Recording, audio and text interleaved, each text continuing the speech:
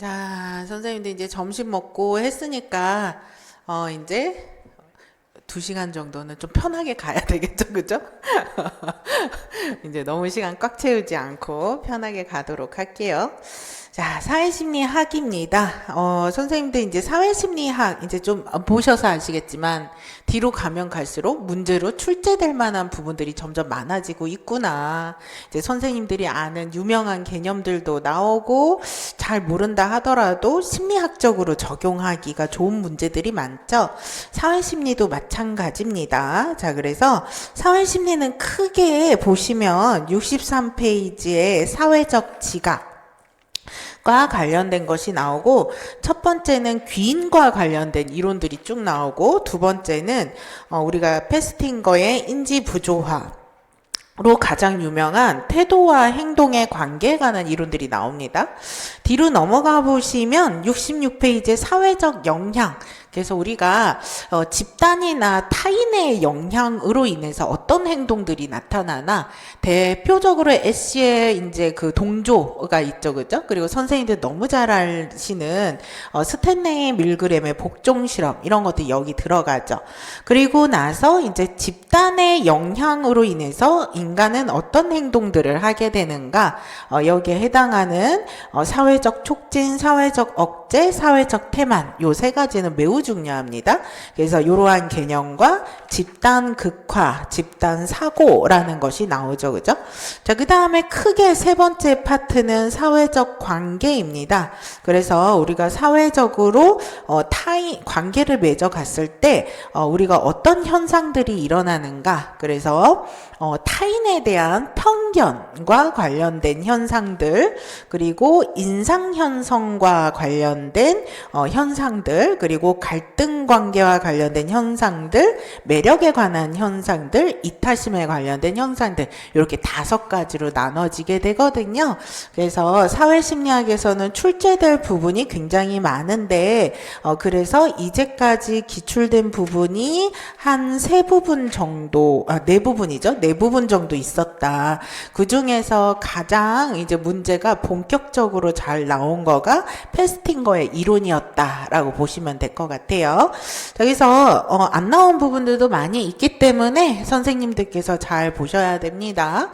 여기서 귀인 이론은 성격심리학에서도 많이 다루게 될 거예요. 자, 그래서 귀인이 파트에 해당하는 부분인데, 우리가 어떤 사람이 어떤 특정 행동을 했을 때 그 행동의 원인을 그 사람의 성격이나 아니면 그 사람의 처해진 상황으로 원인을 추정하는 것을 귀인한다라고 얘기를 하고 있죠. 그래서 이 귀인 이론이라는 것을 처음 제시한 것은 프리츠 하이더입니다. 그래서 하이더가 개인은 상황이나 개인의 성향의 행동의 원인을 돌리게 되더라 라고 얘기를 하고 있고, 선생님들 뭐 굉장히 많이 아시는 예시로 운전자가 운전을 이제 하고 있는데 앞에 운전을 어떤 사람이 중앙선을 침범해가면서 삐뚤빼뚤하게 하고 있어요. 그랬을 때 우리가 저 사람 이제 지금 심장마비 같은 거 걸린 거 아니야? 라고 무슨 일 있나 봐? 라고 걱정하면 무슨 귀인? 상황귀인이라고 얘기하죠. 근데 저 사람 되게 이상한 사람이네, 운전도 되게 못하고 되게 이상한 사람이구나 라고 하면 무슨 귀인이죠? 성향귀인이 되죠, 그죠? 그래서 이제 이러한 것들을 이제 귀인한다라고 얘기를 하죠. 근데 이 귀인 이론에서 켈리라는 이론가가 공병모형이라는 것을 제시를 했어요. 이 공병모형은 상황 귀인에 관한 설명이 이론서 3개를 봤는데 3개마다 상황 귀인에 관한 설명이 좀 달라요. 그래서 이거를 이따가 좀 따로 정리해서 말씀을 드릴게요. 그래서 어쨌든 이제 요거를 보시면은 공병모형에 관한 걸 제시했는데, 우리가 특정 원인이 특정 행동이 발생을 하게 됐었을 때 특정 원인에 의해서 그 행동이 발생을 한다. 이게 귀인 이론이잖아요. 그런데 그 특정 원인을 일으키게 하는 효과가 3가지가 있다. 그 3가지가 바로 뭐에 해당하는 겁니까? 일관성, 도토, 도특성, 합의성이다. 그래서 얘네들이 발생하는 효과로 인해서 우리가 어떤 귀인을 하게 되더라를 설명할 수 있더라. 이거를 공변 원리라고 얘기합니다. 말이 굉장히 어려운데 간단하게 얘기하면 그 얘기예요. 그래서 그 원인이 존재할 때 어떤 효과가 나타나기 때문에 원인과 효과가 공변하면 그 효과를 그 원인에 귀인할 수 있다라는 거죠. 그래서 특정 결과가 나타나면 그 특정 상태가 나타나면 그것을 그 원인으로 기인할 수 있더라라고 하는 것이 이제 공변 모형입니다. 그래서 인과추론의 세 유형의 공변 관계, 그래서 세 유형을 제시를 하는데요. 세 유형을 상황귀인, 대상귀인, 행위자귀인 이렇게 얘기도 하고 여기에서 대상을 자극이라고도 해요. 어떤 서적에서는. 그래서 상황귀인, 뭐 자극귀인, 행위자귀인 이런 식으로 얘기를 하기도 해요. 자, 그래서 이렇게 보시면 되고요. 그래서 공변 모형에서 검토할 세 가지 정보, 일관성, 도특성, 합의성에 관해서는 모든 심리학개론 이론서에서 동일하게 설명을 하고 있기 때문에 이 개념에 대해서는 확실하게 알아두시는 것이 좋습니다. 독특성은 특이성이라고도 하고요. 합의성은 합치성이라고도 번역이 돼요. 같은 말이라고 보시면 돼요. 자, 그러면 일관성이라는 것은 뭐냐? 행위자의 행동이 항상 동일하게 나타나는가? 그래서 다른 상황이나 다른 대상에게서도 그 행동이 동일하게 일관적으로 나타나는가가 일관성에 해당해요. 그리고 독특성, 특이성이라는 것은 뭐냐면 그 사람의 행동이 특정 대상이나 특정 상황에서만 나타나는가, 다른 대상에게는 나타나지 않는데 그 상황이나 그 대상에게만 그 행동이 나타나는 것을 특이성, 도특성이라고 합니다. 그 다음에 합의성이라는 것은 뭐냐면 다른 사람들도 본인뿐만 아니라 주변에 있는 다른 모든 사람들도 그 상황 안에서 똑같이 행동을 하는가, 나랑 똑같이 행동을 하는가, 그렇지 않은가, 이거를 합의성이라고 합니다. 그래서 이 세 가지 측면을 가지고 이제 해석을 할 수가 있는데요. 그래서 일관성도 있고 도특성도 있고 합의성도 있으면 외부 대상 귀인, 자극에 대해서 귀인을 하게 되고, 일관성도 있는데 독특성과 합의성이 없으면 내부 행위자 귀인, 다른 말로 성향 귀인을 하게 되더라라고 얘기를 하고 있어요. 그래서 이거를 이제 교재에 나와 있는 거죠. 이거는 현송영 선생님의 이제 현대심리학의 이해에 나와 있는 이제 도표인데요. 이제 이승기죠. 이거는 꼭 이승기가 아니어도 좋아요. 선생님들이 좋아하는 배우를 생각하셔도 좋죠, 그죠? 그래서 이제 이승기를, 수정이라는 아이가 있는데 이승기를 볼 때마다 막 열광을 해요. 그래서 볼 때마다 매번 그 사람을 보면서 열광을 하는 거죠. 그러면 뭐가 있는 거예요? 일관성이 있는 거죠. 그러고 그 수정이라는 아이는 이승기에게만 열광을 하지, 이승기 다음에 이제 다른 배우들, 이제 규현이 나오든, 싱어게인에서 이승기가 나오니까 규현이 나오든, 이제 윤종신이 나오든, 인재범이 나오든 열광을 하지 않아요. 이승기한테만 열광을 하는 거죠. 그럼 이승기에게만 열광을 하기 때문에 다른 배우에게는 열광하지 않고 이승기에게만 열광을 하기 때문에 독특성이 있다고 볼 수 있는 거죠. 그 다음에 다른 사람들도 이승기에게 열광하는가? 라고 보니까 다른 사람들도 이승기가 나타날 때는 수정이 말고 다른 주변 사람들도 다 열광을 하는 거죠. 그래서 합의성이 있다라고 보게 되면 이러한 수정이가 열광하는 이유는 무엇 때문이에요? 이승기가 매력적인 사람이기 때문에, 그래서 외부 대상 기인을 하게 된다. 그 대상 자체가 원인이 되어서 그렇게 행동을 하게 된다라고 볼 수가 있죠. 그런데 수정이는 이승기를 볼 때마다, 이승기가 나올 때마다 막 환호를 하면서 열광을 해요. 그러면 뭐가 있는 거예요? 일관성이 있는 거죠. 그런데 수정이는 이승기에게만 열광을 하느냐? 그렇지 않다라는 거죠. 이승기에게도 열광하고, 인재범에게도 열광하고, 윤종신한테도 열광하고, 지조씨 모든 사람에게 열광하는, 그래서 독특한 획일하게 나타나는 현상이 아니라는 거죠. 그리고 수정이가 이승기에게 열광할 때 다른 사람들도 열광하나? 라고 했을 때 다른 사람들은 열광을 하지 않더라는 거죠. 그러면 수정이가 이렇게 열광을 이승기를 보면서 하는 행동의 원인은 뭐라는 거예요? 얘가 열광을 잘하는 성격이기 때문에 얘에 해당하는 거죠. 그래서 성향기인, 내부기인을 하게 됩니다. 근데 이제 외부기인이라는 것은 그 자극이 주는 것, 다시 말해서 외부 대상기인이 있는가 하면 보통 우리는 상황기인으로 많이 나누게 되죠. 그래서 외부기인을 상황기인이라고 많이 보게 되는데, 요게 밑에 보시면은 우리 교재에서는 독특성만 있고 합의성과 일관성은 없을 때 외부 상황기인이다 라고 얘기를 하고 있는데, 다른 서적에서는 최근에 나오는 심리학개론 서적에서는 합의성만 있고 일관성과 독특성은 없는 때가 상황기인이다 라고 하기도 하고, 다른 외국 이론에서 나와 있는 상황기인은 합의성은 높고 특이성은 높은데 일관성만 낮은 것을 상황기인이다 라고 되어 있어서 이론서마다 상황기인에 대한 설명이 다 다릅니다. 다 다르기 때문에 요거는 하나로 특정할 수가 없고, 선생님들이 이제 외부 대상기인과 내부 성향기인 요거 위주로 보셔야 되고요. 그럼에도 불구하고 상황기인, 성향기인은 워낙 유명한 주제이기 때문에 요거를 하나로 정리를 한다면 이게 가장 적절하다. 그래서 요걸로 정리를 해두세요. 교재에 있는 거 상황기인은 쭉 줄을 그으시고, 물론 현송원 선생님 서적엔 이렇게 되어 있습니다. 그래서 쭉 글을 그으시고 요거를 써두세요. 그래서 상황귀인은 높은 합의성, 높은 특이성, 그 다음에 낮은 일관성.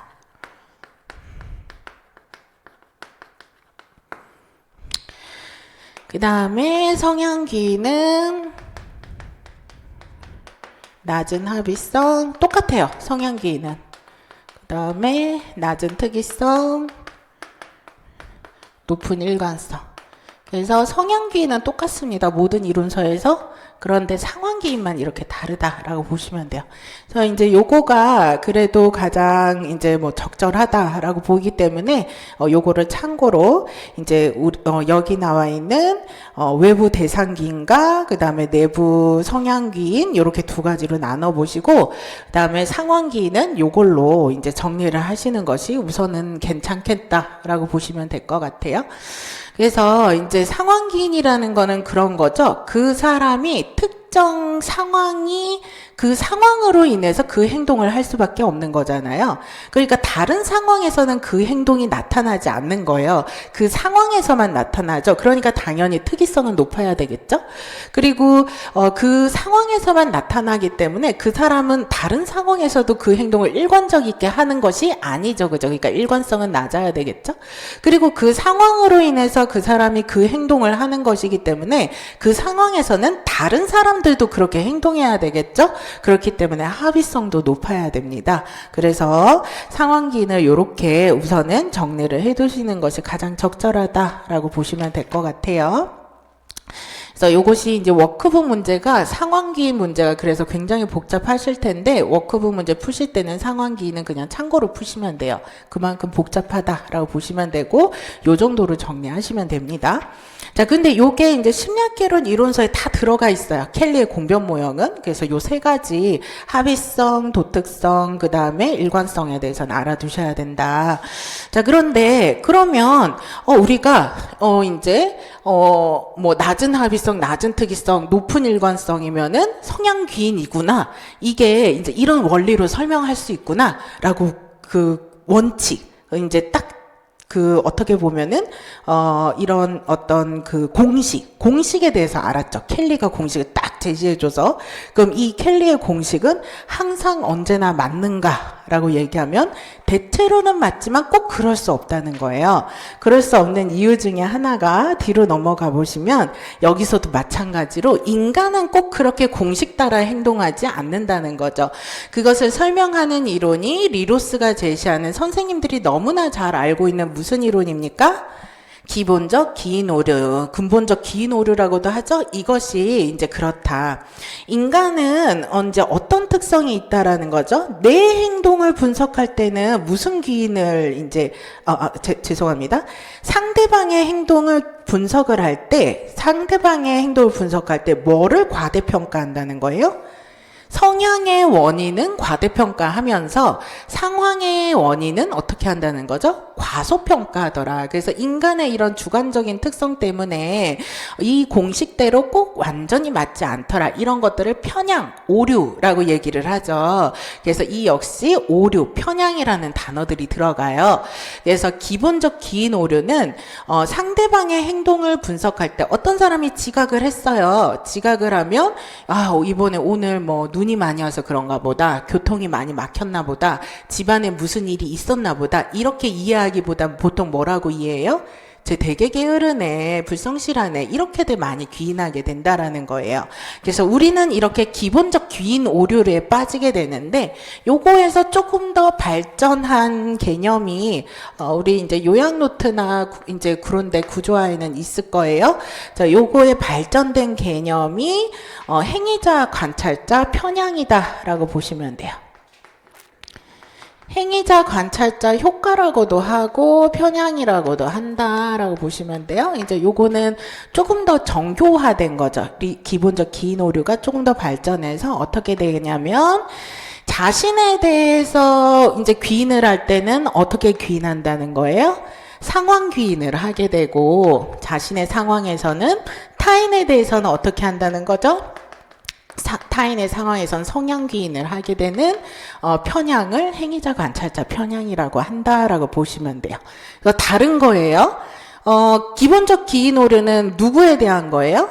타인에 대해서 성향 평가를 과대평가하는 것, 성향 귀인을 하는 경향성을 얘기하고, 행위자, 관찰자, 편향은 뭐예요? 자신에 대해서는 유리하게 상황긴 난 교통이 밀려서 어쩔 수 없었어 그래 놓고 다른 사람한테는 어떻게 하는 거야?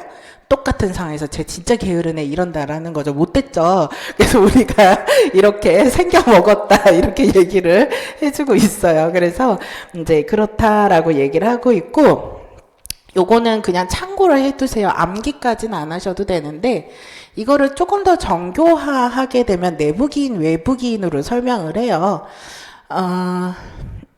잠깐만요.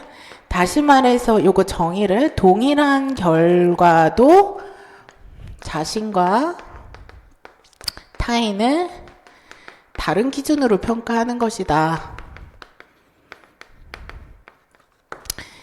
요거를 좀 더 정교화하면 내가 만약에 성공을 하게 되면 무슨 기인을 하게 되게 된다는 거예요?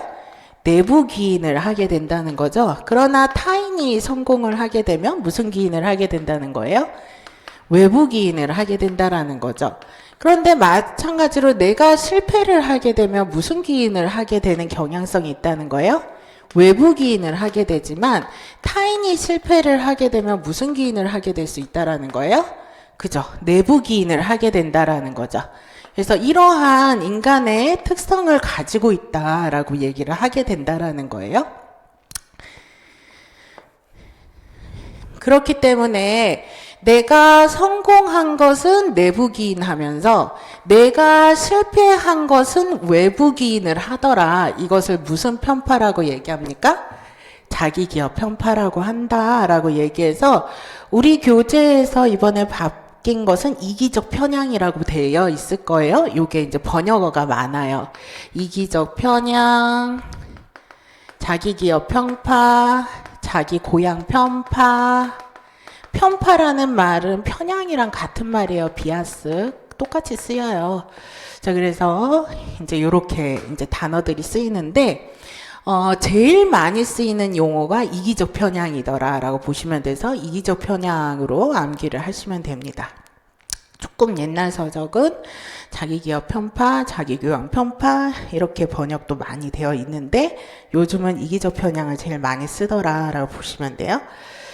그래서 이러한 이기적 편향의 경우에는 자신의 행동을 설명할 때에는 자신을 호의적으로 지각하고 드러내려는 경향으로 대표적인 방어적 귀인인데, 잘 되면 내 탓, 못 되면 조상 탓으로 성공은 내부 기인하고 실패는 외부 기인을 하더라. 그래서 이렇게 귀인하려는 하는 이유는 요거를 이제 원리를 보자면 두 가지로 나눠질 수 있어요. 이 경향성을 뭐가 어떤 단어와 뭐 어떤 단어가 나옵니까? 거짓, 합치성 효과. 합치성은 무슨 말이랑 같다고 그랬어요? 합의성이랑 같다 그랬죠? 그 다음에 거짓, 특이성 효과. 요거는 앞에서 배웠던 독특성, 특이성 같은 말이죠. 그죠? 자, 그래서 이제 자신의 바람직하지 않는 행동의 보편성은 과대평가하는 거죠. 본인이 이제 담배를 펴요. 이제 청소년인데 담배를 피는 거죠. 그래서 누가 야, 너 왜 저기 안 좋은 거를 하고 그래? 그러면은 어떻게 한다는 거예요? 누구나 다 하는 거야. 웬만하면 다 하지. 어떻게 한다는 거예요? 합치성을 거짓으로. 그래서 다른 사람들도 다 해 라고 하면서 보편성을 과대평가한다는 거죠. 그리고 거짓 특이성 효과는 자신의 바람직한 면의 보편성은 어떻게 한다는 거예요? 과소평가를 한다는 거죠. 그래서 내가 만약에 성적을 F를 받았어요. 어떤 수행평가로. 근데 다른 사람들도 다 F를 받았어요. 그런데 자기 혼자서만 야, 천재다. 이거를 F를 받은 사람 나밖에 없을 거야. 이렇게 생각하는 거, 이거를 뭐라 그래요? 거짓 특이성 효과. 이거의 독특성을 거짓으로 생각하는 효과라는 거죠. 그래서 거짓 합치성 효과와 거짓 특이성 효과로 인해서 이런 이기적 편향이 생겨나더라. 그래서 좋은 것은 자기를 과도하게, 그래서 특별하게 생각하면서 성공은 내부 기인하고, 나쁜 것은 이제 합의성이 높게 평가해서 보편성을 과대평가해서 다른 사람도 이런 상황에서 이렇게 해 이러면서 실패는 외부 기인을 하게 된다라는 거죠. 자, 그래서 이런 식으로 이기적 편향을 하는 것은 다른 사람들도 정말 그런가? 라는 합의성의 정보를 잘 파악하지 못하니까 생겨나는 거다라고 보시면 될 것 같아요. 자, 그래서 이제 요렇게 요 정도는 알아두셔야 되고, 이 편향에 관해서는 진짜 많아요. 그래서 선생님들이 막 찾으려고 하면 진짜 엄청나게 편향이 많은데 그거 다 알아두실 필요는 없어요. 다 알아두실 필요는 없고 요 정도만 해도 이제 충분할 것 같은데, 워크북에 나와 있는 부분이고 해서 하나만 더 이제 적어 둡시다.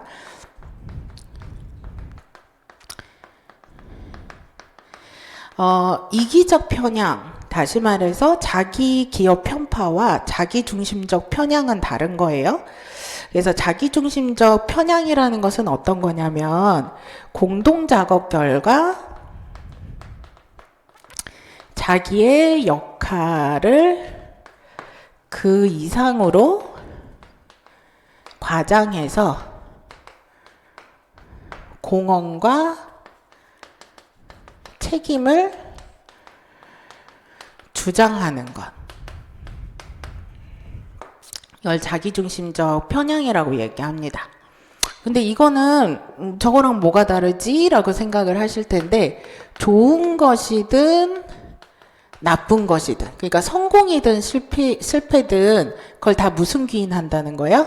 내부기. 나 때문에 그런 것이다 라고 생각하는 경향이라는 거죠. 그래서 실패든 나로 인한 것이다 라고 보는 내부기인하는 경향성이 있다라는 거죠. 이거를 자기중심적 편향이라고 합니다. 그래서 이제 대표적으로 많이 나오는 예시가 그래요. 이제 우리가 뭐 직장 생활은 어떤 것이든 힘들잖아요. 뭐 교사 생활도 힘들고 회사 생활도 힘들고 뭐 이제 우리가 그냥 막노동도 힘들고 다 힘들잖아요. 그런데 내가 하는 일만 특히 유독 너무 힘들어 이렇게 얘기하는 사람들 있죠. 그래서 내 일은 특별히 힘들어 이런 식으로 이제 생각하고 말하는 사람들, 그래서 이런 사람들은 보통 자기중심적 편향에 빠진 사람들이다 라고 보시면 될 것 같아요.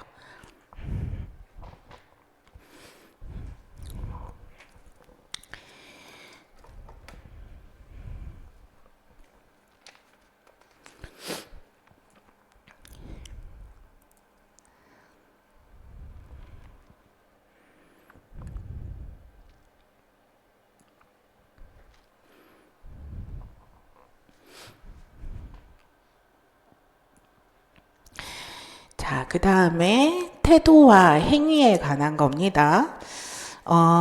태도라는 것은 선생님들 간단하게 얘기하면 좋고 싫어예요. 호불호, 선호불호 이것이다 라고 보시면 돼요. 그래서 좋아하냐 싫어하냐 이런 것들을 얘기하는데 나는 아이스크림을 좋아하니까 아이스크림을 먹는다. 나는 이승기를 좋아하니까 이승기가 나오는 프로그램을 본다. 보통 우린 이렇게 생각하죠. 그래서 태도가 원인이 되어서 행동이 일어난다라고 보통은 우리는 상식적으로 그렇게 생각해요. 그래서 이제 보통 그렇게 생각을 하는데 그래서 태도는 행위에 영향을 미친다라는 것이 일반적인 명제라는 거죠. 그런데 페스팅거의 인지부조화 이론은 이거를 역전시켜요. 행위가 태도에 영향을 미친다라는 거죠. 그래서 반대로 행위가 태도에 영향을 미치는 대표적인 현상이 있는데 그것이 첫 번째로 문 안에 발들여 놓기 현상, 두 번째로 역할놀이, 세 번째가 인지부조화다. 그래서 인지부조화가 제일 중요합니다. 자, 그리고 자기지각 이론도 그 연장선상에 있다라고 보시면 되는데요. 그래서 문 안에 발들여 놓기 현상은 뒤에서 한 번 더 나오게 될 건데, 이제 이 설득의 심리학이라는 소비 심리학에 굉장히 유명했던 서적이 있어요. 20년 전에 굉장히 유행했던. 근데 이제 이 책에서 나왔던 예고, 심리학개론 서적에서도 종종 등장합니다. 프리드만과 프레이저가 제시한 개념이고요. 안전운전에 관한 흉측하고 큰 간판을 이제 공익 간판이죠. 안전운전 하세요라는 흉측하고 큰 간판을 어떤 사람에게 당신의 집 앞마당에 이거를 세워도 되나요? 라고 요구를 했어요. 그런데 대부분의 이런 요구를 받은 대다수의 대중들은 거절을 했죠.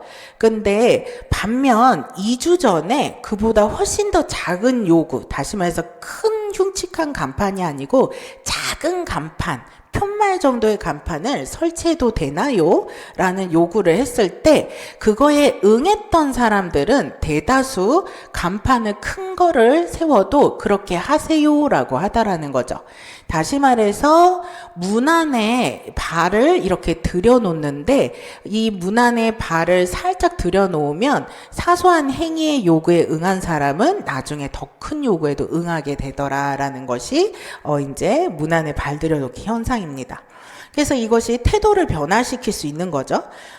그래서 행위가, 그리고 역할놀이는 이제 암기는 안 하셔도 되는데 너무 유명한 거죠. 짐바르도의 스탠포드 대학교 교도소 실험. 그래서 이제 간수 역할을 한 사람과 그 다음에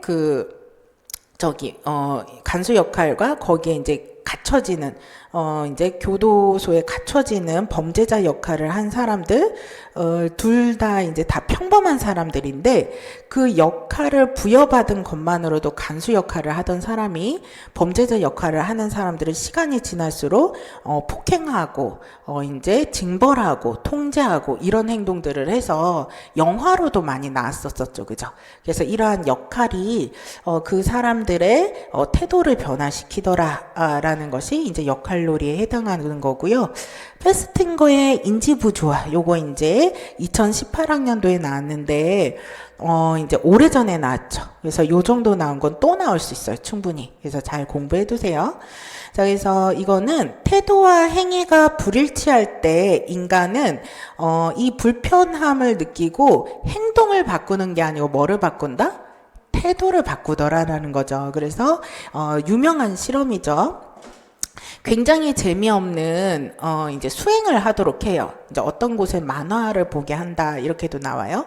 그래서 굉장히 재미없는 수행을 하게 한 다음에 그 재미없는 수행을 한 실험자 집단군에게 A 집단군, B 집단군을 나누어서 이제 모든 집단군에게 A, B 집단군 모두에게 다음에 이 실험에 참가할 사람들에게 이 재미없는 행위가 수행이 재미있다라고 설명을 하도록, 즉 거짓말을 하도록 이제 요구를 합니다. 그리고 그 대가로 A 집단에게는 $1를 주고 B 집단에게는 $20를 주죠. 그랬을 때 A 집단, 1달러를 받은 A 집단에게 나중에 이후 그 수행이 정말로 재밌었습니까? 라고 물어봤었을 때 1달러 받은 집단은 재밌었다고 말한대요? 안 한대요? 재미있었다고 말하고 20달러를 받은 사람은 재미없었다라고 솔직하게 말하더라는 거죠. 재미는 실험이죠. 그래서 왜 그러는가라고 했었을 때 내가 거짓말을 한 행동을 20달러 정도의 비용에게는 그것에 귀인을 하는 것이 가능한데 내가 거짓말을 한 행동을 1달러로 귀인하기에는 그 몇천 원에 귀인하기로는 좀 그런 거죠. 그래서 결국은 태도를 변화시키더라라고 얘기를 하는 겁니다. 다시 말해서 우리는 태도와 행동이 어떻게 불일치하게 됐었을 때 뭐를 바꾸더라? 태도를 바꾸어서 어떻게 한다는 거예요? 태도와 행동을 일치하게. 그래서 이러한 부조화된 상태를 조화된 상태로 바꾸려고 하는 경향성이 있더라라고 페스팅거가 이 실험을 통해서 인지 부조화라는 개념을 만들게 되죠. 그래서 이제 65페이지를 보시면 기억에 이렇게 나와 있습니다. 문제가 되는 행위가 덜 강제적이고 보다 큰 책임감을 느낄수록 부조화를 더 크게 느끼는 거죠. 20달러인 사람들은 거짓말을 하지 않지만 태도를 변화시키진 않지만 1달러인 사람들은 덜 강제적이기 때문에 부조화를 더 많이 느끼고 오히려 일관성을 찾으려는 동기가 더 높아져서 자신의 행위를 정당화시키기 위해서 나는 재미없었으면서도 불구하고 재미있었어 라고 태도를 바꾸게 되더라는 거예요. 그래서 이것을 이제 인지 부조화 이론이라고 한다라고 보시면 돼요. 2018학년도 기출문제 있죠. 지금 요거 한번 풀어보시겠습니다.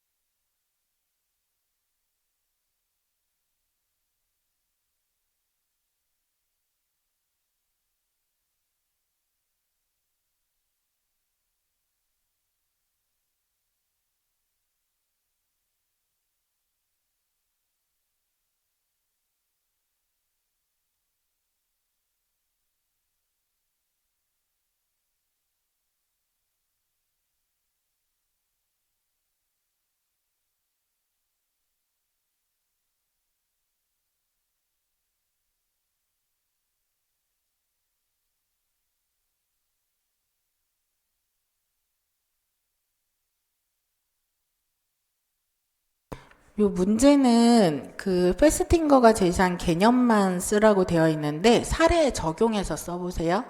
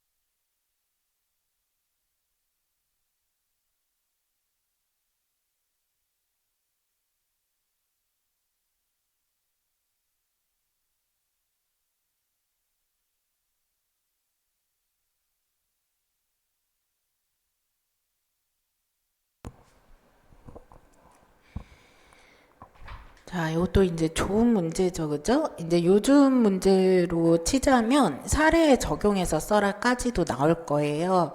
여기 보시면 이제 영수가 어떻게 담배를 피우게 됐는지를 보자라고 되어 있고, 이제 중간에 영수를 보면 아빠가 담배를 피우는 걸 무척 싫어했다. 요거는 뭐에 대한 내용입니까? 태도에 대한 거죠. 그래서 친구들이 담배를 피워보라고 해도 안 피웠다. 안 피웠다는 건 뭐에 해당하는 겁니까? 행동에 대한 거죠. 그래서 예전에는 태도와 행동, 담배에 대한 태도와 행동이 일치해서 조화를 이룬 상태였죠. 그런데 이제 중학교 1학년 때 친구들이 담배를 피워보라고 해서 한번 피워봤어요. 담배를 피워봤다가 뭐예요? 행동이죠, 그죠? 그래서 행동이 변화가 돼서 담배를 싫어했다와 담배를 피웠다라는 행동이 불일치, 부조화를 이루게 됐습니다. 그래서 밑으로 보면은 그래서 계속 피우다 보니까 이런 생각이 드는 거예요. 담배를 피워야 친구 모임에 낄 수 있고 짜증 날 때 피우니까 스트레스도 풀리는군 라고 해서 이러한 담배에 대한 태도가 이거 스트레스도 풀려서 좋은 걸 하고 해서 태도를 변화시켜서 행동과 태도를 일치시키죠. 그죠? 조화를 시킨다. 그래서 이렇게 이제 나눈 문제다라고 보시면 됩니다. 그래서 뱀의 자기지각 이론까지만 하고 쉴게요.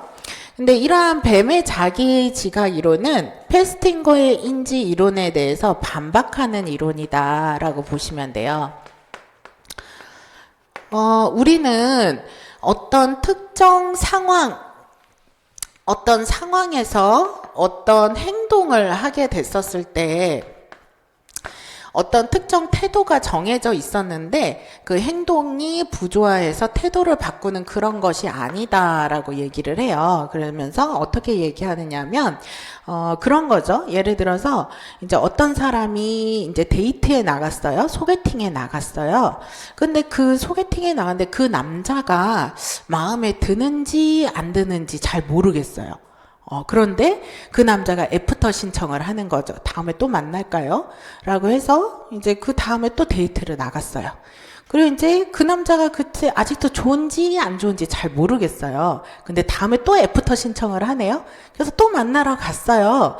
그리고 나서 한 세 번째, 네 번째쯤 자기가 애프터에 나가는 걸 보니까 내가 이렇게 행동하는 이유가 뭐지? 라고 생각해보니 내가 걔가 마음에 드나 보구나 라고 추정하게 된다는 거예요.